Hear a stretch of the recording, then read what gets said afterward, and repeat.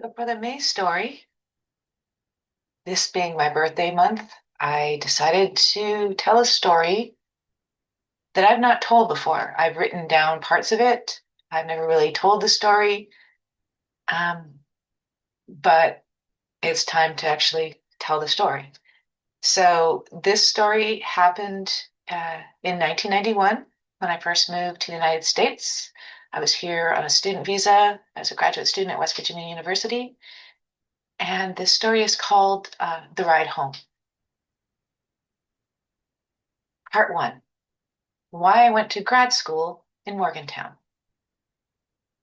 I started my undergraduate journey at UVic on a full ride scholarship as a theater student in a BFA conservatory style theater program. There, I learned about Stanislavski, method acting, and that eternal actor's question, what's my motivation?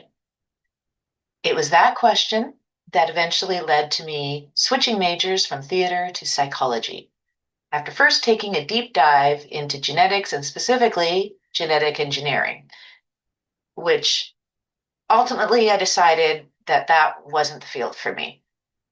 Of the nature nurture contributions, nature gives it what it gives you, but nurture allows you to develop what you got, if you, of course, have the opportunity to do so. I learned that there were several branches of psychology, each with their own history, theories, and systems of measurement. I learned both quantitative and qualitative methods, as well as group and single subject experimental design frameworks. And I was really, really good at statistics. When I was in my junior year at UVic, I had already taken advanced graduate level statistics. I graduated in the top 1% of my class with my undergraduate degree in psychology and earned another full ride scholarship to a PhD program at West Virginia University.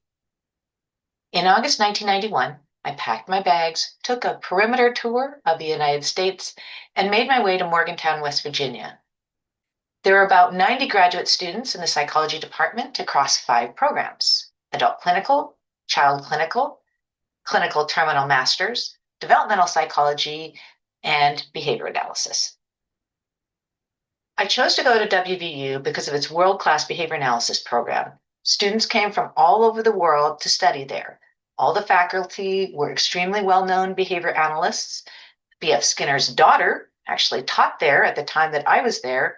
And as I mentioned, it was a full ride scholarship, meaning that there would be no student loan debt. The behavior analysis program at WVU only takes 16 students at any given time, with a maximum of 4 students accepted each year. The year I started, there were only 3 of us. Part of earning a PhD in that program required doing a master's thesis, and we picked our master's thesis advisors early on in the first year. I decided to study under Dave because I had completed quite a few applied studies in behavior pharmacology during my last year at UVic, including an advanced developmental psychology seminar term paper on the so-called crack baby epidemic that was supposedly happening in the United States.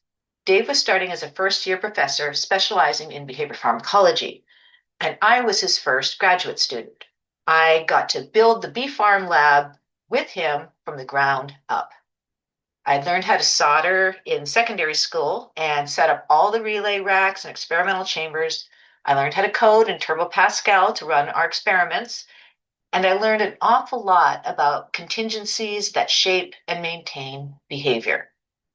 I was fascinated by all of it.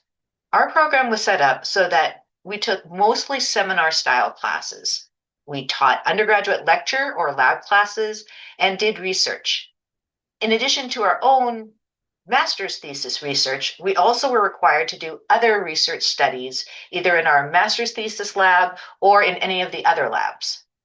We were required to do both basic and applied research, research with animal subjects, with simulations, with plants, and with humans. It was a lot, and I learned a lot, and it was all needed to be completed within a 5-year time frame, at which point funding is cut off. My first year, I had research assistantship that I completed in exchange for a modest monthly stipend. That work consisted of building that bee farm lab, doing some NIDA grant research work, and doing the preliminary research that would lead to my master's thesis. I also did a teaching assistantship that year that was part of an educational psychology doctoral student's dissertation. And this was in Ed Psych, and Ed Psych was a separate department, not in the psych department. It was a study skills program that focused on students that were on academic probation. Over the course of the semester, students learned these study skills and applied them to their academic classes. At the time, WVU had really inexpensive out of state tuition and relatively low entrance requirements. So, freshmen and sophomore students made up the vast majority of the student population, and the graduation rates were really low in relative comparison. It didn't take long for me to figure out that it was these at risk students who were paying my stipend because no one expected them to graduate anyway. That really hit me in the feels. So I taught the shit out of that study skills class. And that ed psych doctoral student ended up with really compelling data that was super easy for her to defend. What I learned from behavior analysis is that the focus should be on the individual. And if you meet the student where they are and provide the right contingencies, all of your students can be successful. I got really good at shaping up and maintaining the behavior of animals, plants, humans, and machines. I cracked the code on how to change behavior, and it was truly a wonder to behold. But we're getting way ahead of ourselves. Also, during that time at WVU, I experienced two highly traumatic events. One of them, which led me to learning how to box. This is that story. Trigger warning. If you've experienced sexual assault yourself, you might want to stop the story now.